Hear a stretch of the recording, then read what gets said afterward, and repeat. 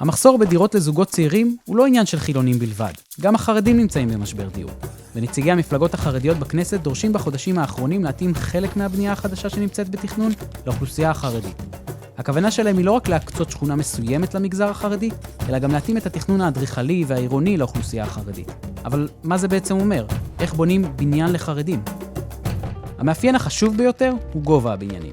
בשבת, החרדים לא משתמשים במעלית ונאלצים לרדת ולעלות במדרגות. לכן הבנייה החרדית תוגבל בדרך כלל ל4 קומות. נכון, בבניינים רבים בישראל פועלת מעלית שבת, כזאת שעוצרת בכל קומה. אבל רוב החרדים נוהגים שלא להשתמש בה, ויש מי שרואים בה חילול שבת. עד לפני 30 שנה, כמעט כל הבנייה למגורים בארץ הייתה בקומות נמוכות. כל מרכז תל אביב למשל מורכב מבנייני מגורים בני 3 או 4 קומות. אבל ההנדסה האזרחית התקדמה מצד אחד, והביקוש לקרקעות בישראל גדל מצד שני, וכך התחילה בנייה לגובה למגורים. הבנייה החדשה הזאת יצרה לחרדים בעיה, והם נאלצו לבנות שכונות חדשות עם בנייה נמוכה שתתאים להם. בחלק מהשכונות החרדיות קיימת בנייה מדורגת על צלע ההר, כמו בחיפה, כך שאפשר לבנות בניין גבוה יותר, בין 8 קומות למשל, להיכנס לבניין בקומה 4, ולרדת או לעלות לא יותר מ4 קומות. ההגבלה הזאת היא לא חוק מחייב. יש חרדים שרוצים לגור בערים עם ביקוש גבוה, ומתפשרים על בניין גבוה יותר. בבני ברק למשל, ישנם בניינים בני 7 קומות. התושבים שם לוקחים בחשבון שבשבת הם עולים או יורדים ברגל, אבל הם ישתמשו במעלית שבת לעגלת תינוק. הם ייקחו את התינוק על הידיים, ישימו את העגלה במעלית, ויחכו לה למטה. הלאה, מרפסות. בבניין מגורים רגיל, מרפסות שמש תתמקמנה בדרך כלל אחת מתחת לשנייה. בבנייה לאוכלוסייה החרדית, המרפסות תהיינה תמיד בדירוג. הן נקראות מרפסות סוכה, כי השימוש העיקרי שלהן הוא 8 הימים שבהם חייבים לשבת בסוכה בחג סוכות.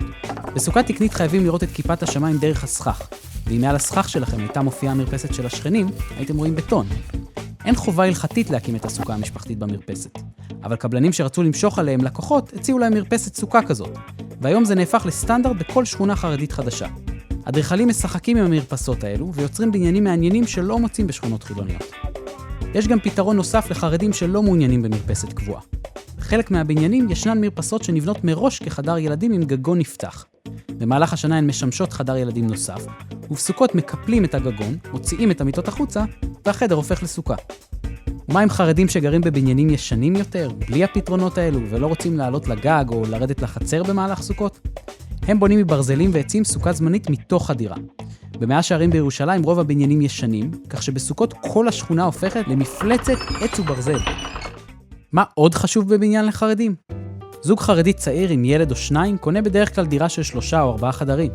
אבל הדירה הזאת צריכה להתאים בהמשך גם ל6 או 8 ילדים, בדירה של 5 או 6 חדרים. משפחה חרדית לרוב לא תעבור דירה במצב כזה. הם כבר התקבעו על מקום מסוים שקרוב למרכז החיים הרוחני שלהם, בית הכנסת והקהילה הייחודית שלהם. לכן הדירה צריכה להיות מתוכננת מראש עם אפשרות עתידית להרחבה. אז למה לא לבנות מלכתחילה דירה גדולה יותר? הבנייה החרדית צמודה למכרזים של משרד הבינוי והשיכון, והקבלנים מחויבים לשמור על מחיר זול כדי לעמוד במכרזים האלו. לכן, הם מעדיפים להשאיר מקום להרחבת הדירה בעתיד. לכל מגרש שבו הקבלן בונה בניין, יש קווים שמגבילים אותו, כמו מרחק מבניינים סמוכים או מרחק מהמדרכה, ויש ריבוע פנימי שבו מותרת הבנייה בפועל.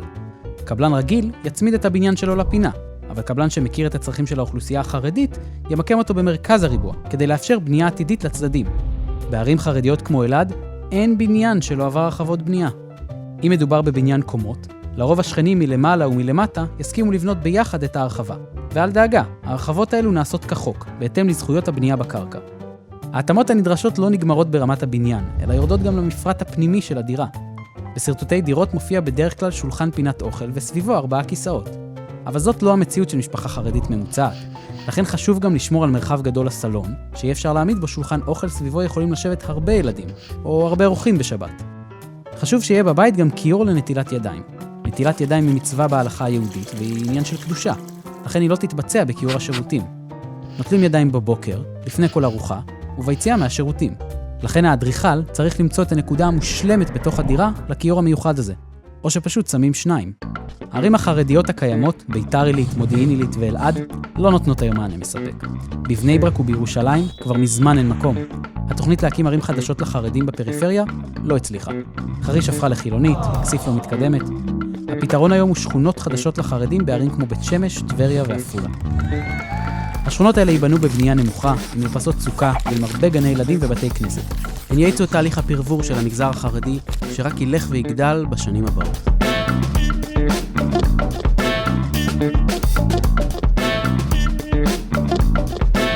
שלנו.